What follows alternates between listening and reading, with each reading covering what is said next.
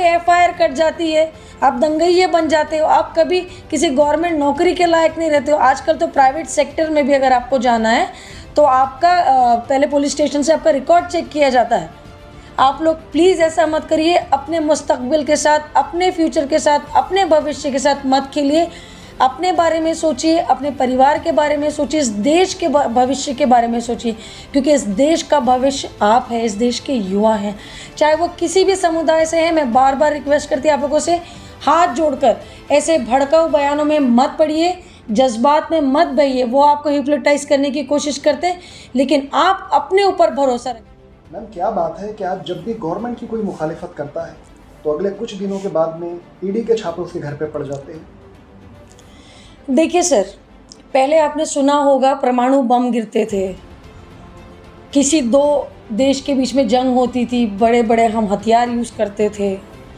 आज जब से भाजपा सरकार आई है 2014 से, अगर किसी ने भी कोई सवाल उठाया तो उसके ऊपर एक ही बॉम्ब गिरता है, वो है ईडी का। जिसने सवाल किया उसके पीछे ईडी लगा दो, चाहे वो संजय राउत जी हो, चाहे वो कोई भी नेता हो। मैं किसी का नाम लेकर के और बहुत ज़्यादा स्पेसिफाई नहीं करना चाहती। किसी ने भी अगर सवाल उठाया या बीजेपी के सामने अगर कुछ भी बोलने की कोशिश की, उनकी मुखालिफत की, उनके अगेंस्ट में बोला, तो नेक्स्ट डे सुबह के 5 बजे ईडी आपके घर पे अटैक कर देती। ओवैसी साहब एमआईएम के इतना बड़ा नाम है, वो पार्लियामेंट में बैठ करके नरेंद्र मोदी जी की जितनी आलोचना वो करते, शायद ही कोई करता होगा। धज्जियाँ उड़ा देते उनकी और उनके भाई भी, लेकिन उनके ऊपर कभी कोई ईडी क्यों नहीं उठती? आप ये सवाल करिए।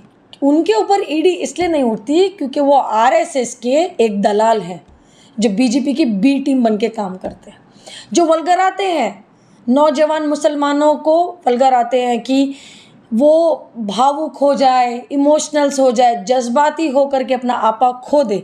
लेकिन मेरी आप सब तमाम लोगों से, चाहे वो कोई भी समुदाय से बिलोंग करते हो, चाहे मेरे हिंदू भाई हैं, मेरे मुसलमान भाई हैं, आप इस देश का भविष्य हैं, नौजवान हैं, आप ऐसी बातों में मत पड़िए। जैसे कि वो एक इजाज़ खान है, भड़काऊ बयान देते, वो खुद क्यों नहीं आते हैं कभी फील्ड पर, लड़कों को भिड़वा देते हैं। अरे एफआईआर कट जाती है, आप दंगइये बन जाते हो, आप कभी किसी गवर्नमेंट नौकरी के लायक नहीं रहते हो। आजकल तो प्राइवेट सेक्टर में भी अगर आपको जाना है तो आपका पहले पुलिस स्टेशन से आपका रिकॉर्ड चेक किया जाता है। आप लोग प्लीज़ ऐसा मत करिए, अपने मुस्तकबिल के साथ, अपने फ्यूचर के साथ, अपने भविष्य के साथ मत खेलिए। अपने बारे में सोचिए, अपने परिवार के बारे में सोचिए, इस देश के भविष्य के बारे में सोचिए, क्योंकि इस देश का भविष्य आप है, इस देश के युवा हैं, चाहे वो किसी भी समुदाय से हैं। मैं बार बार रिक्वेस्ट करती हूँ आप लोगों से, हाथ जोड़कर ऐसे भड़काऊ बयानों में मत पड़िए, जज्बात में मत बहिए। वो आपको हिप्नोटाइज करने की कोशिश करते हैं, लेकिन आप अपने ऊपर भरोसा रखिए कि नहीं, हम कुछ भी ऐसा गलत नहीं करेंगे। बस मैं इतना ही। मुस्लिम समाज ये मानता है कि संसद में अगर से कोई हमारे लिए आवाज़ उठाता है तो वो असदुद्दीन ओवैसी है, और एमआईएम के जो भी सांसद हैं वो लोग आवाज़ उठाते हैं। नहीं सर, ऐसा तो बिल्कुल भी नहीं है कि मुसलमानों की आवाज़ सिर्फ ओवैसी साहब उठाते हैं। कपिल सिब्बल साहब उठाते हैं, अधीर रंजन चौधरी साहब उठाते हैं, ऐसे बहुत सारे नेता हैं। प्रियंका जी ने बहुत बार आवाज़ उठाई जब हाथरस का भी हुआ, और बहुत सारे ऐसे मुद्दे हुए यूपी में भी, राहुल जी ने स्वयं अपनी आवाज़ उठाई है। ऐसे बहुत सारे नाम हैं।